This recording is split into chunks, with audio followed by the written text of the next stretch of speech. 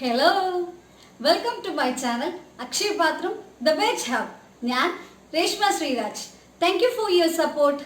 അപ്പോൾ ഇന്ന് ഞാൻ വന്നിരിക്കുന്നത് അഞ്ചാമത്തെ ചാറ്റുമായിട്ടാണ്. ബാംഗ്ലൂർ സ്പെഷ്യൽ മസാലപ്പൂരി. എൻ്റെ പേഴ്സണൽ ഫേവറേറ്റ് ആണ് ഈ മസാലപ്പൂരി. അപ്പോൾ ഇതെങ്ങനെയാണ് ഉണ്ടാക്കുന്നതെന്ന് നോക്കാം. അപ്പോൾ അതിനു മുന്നേ ആയി ഇതുവരെയും എൻ്റെ ചാനൽ സബ്സ്ക്രൈബ് ചെയ്യാത്തവരാണെങ്കിൽ please subscribe to my channel. എൻ്റെ വീഡിയോസ് ഇഷ്ടപ്പെടുന്നുണ്ടെങ്കിൽ ലൈക്ക് ചെയ്യാനും ഷെയർ ചെയ്യാനും മറക്കരുതേ. അപ്പോൾ നമുക്ക് തുടങ്ങാം.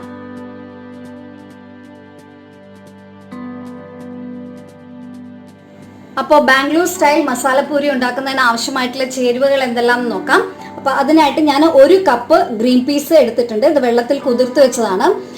ശരിക്കും ഇതിന് വൈറ്റ് പീസാണ് ഉപയോഗിക്കേണ്ടത്. പിന്നെ 1 ഉരുളക്കിഴങ്ങ് ചെറുതായി അരിഞ്ഞത്, 1 സവാള അരിഞ്ഞത്, 1 തക്കാളി അരിഞ്ഞത്, ജിഞ്ചർ ഗാർലിക് പേസ്റ്റ് അത് വേണ്ടത് 1 ടീസ്പൂണാണ്. പിന്നെ 1 കൈ നിറച്ചും മല്ലിയിലയും പുതിന ഇലയും. പിന്നെ ഉള്ളത് പൂരിയാണ്, അതായത് പാനിപ്പൂരിക്ക് എടുക്കുന്ന പൂരിയാണ് എടുത്തിരിക്കുന്നത്.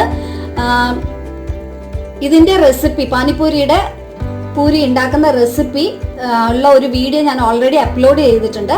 അതിന്റെ ലിങ്ക് ഞാൻ ഡിസ്ക്രിപ്ഷനിൽ കൊടുക്കാം. അപ്പോൾ എല്ലാവരും അതൊന്ന് കണ്ടു നോക്കും.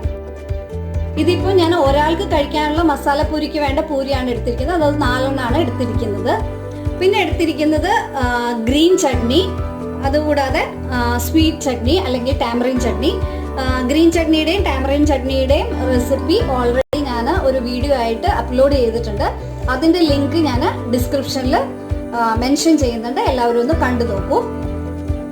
ഇനി ഇതിലേക്ക് ഉപയോഗിക്കുന്ന മസാലകളാണ്. അപ്പം മസാലകൾ നോക്കാം. അപ്പോൾ 1/2 ടീസ്പൂൺ മുളക് പൊടി, 1/4 ടീസ്പൂൺ ജീരകപ്പൊടി, 1/2 ടീസ്പൂൺ മല്ലിപ്പൊടി, 1/2 ടീസ്പൂൺ ഗരം മസാല, 1 പട്ട, ഒരു 5-6 ഗ്രാമ്പൂ, പിന്നെ 1 വഴനയില, പിന്നെ പെരിഞ്ജീരകം ഒരു 1/2 ടീസ്പൂൺ, അതുപോലെ തന്നെ 1/2 ടീസ്പൂൺ ജീരകം, പിന്നെ കുറച്ച് ചാറ്റ് മസാല. ഇത്രയുമാണ് നമുക്ക് മസാലകൾ വേണ്ടത്. ഇനി നമുക്ക് വേണ്ടത് കുറച്ച് മല്ലിയില, കുറച്ച് സേവ്, അതുപോലെ സവാള ചെറുതായി അരിഞ്ഞത് കുറച്ച് തക്കാളി ചെറുതായി അരിഞ്ഞത്. സേവിന് പകരം മിക്സ്ചറും വേണമെങ്കിൽ എടുക്കാവുന്നതാണ്. ഇനി നമുക്ക് ഗ്രീൻ പീസും ഉരുളക്കിഴങ്ങും ഒന്ന് വേവിച്ചെടുക്കണം. അപ്പോൾ ഗ്രീൻ പീസും ഉരുളക്കിഴങ്ങും കുക്കറിലേക്ക് ഇട്ടതിന് ശേഷം കുറച്ച് വെള്ളം ഒഴിക്കുക. അതിലേക്ക് കുറച്ച് ഉപ്പ്, കുറച്ച് മഞ്ഞൾപ്പൊടി, അതുപോലെ തന്നെ നമ്മൾ എടുത്തു വെച്ചിരിക്കുന്ന ഗ്രാമ്പു, ഇത്രയും ഇട്ടിട്ട് നമുക്ക് വേവിച്ചെടുക്കാം. അപ്പോൾ ഞാൻ ഗ്രീൻ പീസ്, ഉരുളക്കിഴങ്ങ്, ഉപ്പ്, മഞ്ഞൾ ഇതിട്ടിട്ടുണ്ട്, കുറച്ച് വെള്ളം ഒഴിച്ചിട്ടുണ്ട്. ഇനി ഇതിലേക്ക് കുറച്ച് ഗ്രാമ്പും കൂടെ ഇട്ട് കൊടുക്കാം. എന്നിട്ട് നമ്മൾ കുക്കറിൽ ഒരു 5 മുതൽ 6 വിസിലോളം മതിയാവും ഇത് വെന്ത് വരാനായിട്ട്. അപ്പോൾ ഞാൻ ഇത് വേവിച്ചെടുത്തിട്ട് വരാം. ഗ്രീൻ പീസ് വേവാനായി വെച്ചിട്ടുണ്ട്. ആ സമയം കൊണ്ട് നമുക്ക് തക്കാളി ഉള്ളി ഒന്ന് വഴറ്റിയെടുക്കാം. അപ്പോൾ അതിനായിട്ട് ഞാനിവിടെ ഒരു പാൻ ചൂടാവാനായി വെച്ചിട്ടുണ്ട്. അതിലേക്ക് നമുക്കൊരു 2 ടേബിൾ സ്പൂൺ എണ്ണ ഒഴിച്ചു കൊടുക്കാം. എണ്ണ ചൂടായിട്ടുണ്ട്. ഇനി ഇതിലേക്ക് നമുക്ക് പെരിഞ്ജീരകം ഇട്ട് കൊടുക്കാം. പെരിഞ്ജീരകം ചൂടായിട്ടുണ്ട്. ഇനി ഇതിലേക്ക് നമുക്ക് സവാള ഇട്ട് കൊടുക്കാം.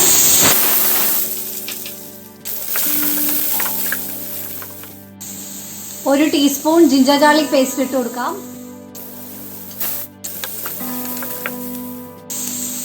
ഗോൾഡൻ ബ്രൗൺ ആവുന്നതുവരെ ഇളക്കി കൊടുക്കാം. സവാളയുടെ കളറ് മാറി വന്നിട്ടുണ്ട്. ഇനി ഇതിലേക്ക് നമുക്ക് തക്കാളി ഇട്ട് കൊടുക്കാം.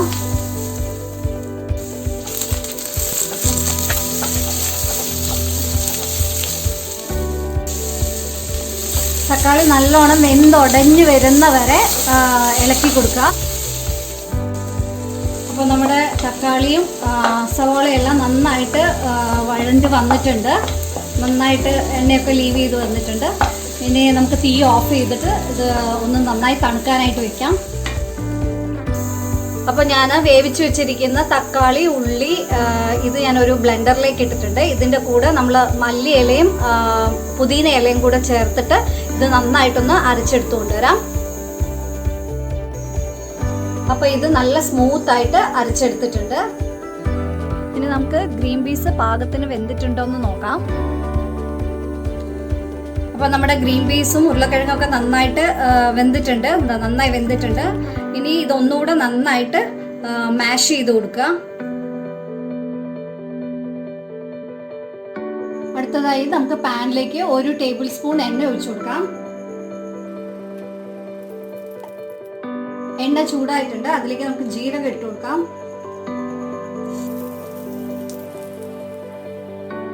ഇതിലേക്ക് പട്ടയും കറുവപ്പട്ടയുടെ ഇലയും ഇട്ട് കൊടുക്കാം.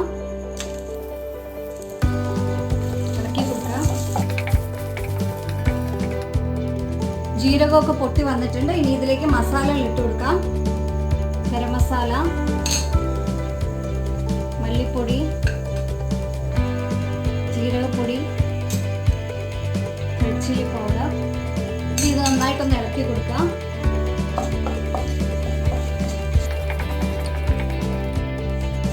ഇതിൻ്റെ പച്ചമണം മാറി വന്നിട്ടുണ്ട്. ഇനി ഇതിലേക്ക് നമുക്ക് അരച്ചു വെച്ചിരിക്കുന്ന ആ പേസ്റ്റ് ഒഴിച്ചു കൊടുക്കാം.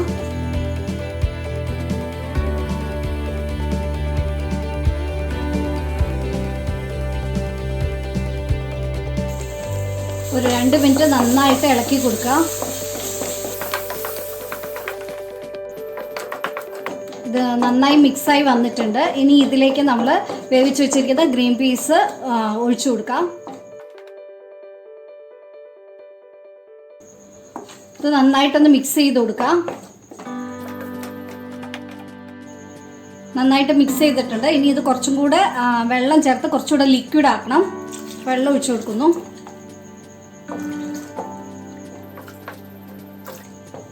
ഒരു ഗ്ലാസ് വെള്ളം ഒഴിച്ചു കൊടുത്തിട്ടുണ്ട്. അപ്പോൾ ഇത് നല്ല പെർഫെക്റ്റ് ആയിട്ട് മിക്സ് ചെയ്തിട്ടുണ്ട്. ഇനി ഇതൊന്ന് തിളയ്ക്കാനായിട്ട് വെക്കണം.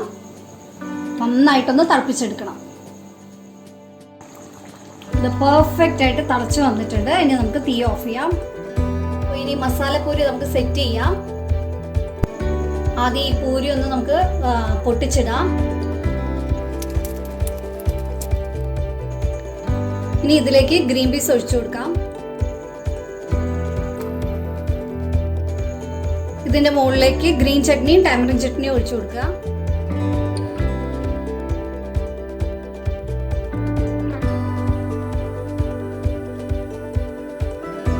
കുറച്ച് സവാള, തക്കാളി, മല്ലിയില ഇവ ഇട്ട് കൊടുക്കാം.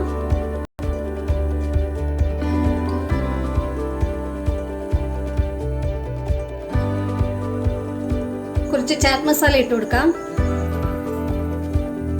കുറച്ചുകൂടെ സവാള, തക്കാളി, മല്ലിയില ഇതുകൂടി ഇട്ട് കൊടുക്കാം.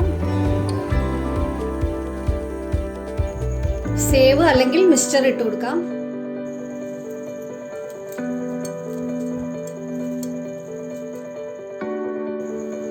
അപ്പോൾ നമ്മുടെ മസാലപ്പൂരി റെഡി ആയിട്ടുണ്ട്. അത് ബാംഗ്ലൂർ സ്റ്റൈലാണ്. ഇതിൽ വേണമെങ്കിൽ കുറച്ച് സാലഡ് കുക്കുംബറും ഇട്ട് കൊടുക്കാം. അപ്പോൾ എല്ലാവരും ഇതൊന്ന് വീട്ടിൽ ട്രൈ ചെയ്ത് നോക്കണം. വളരെ ടേസ്റ്റി ആയിട്ടുള്ളതാണ്.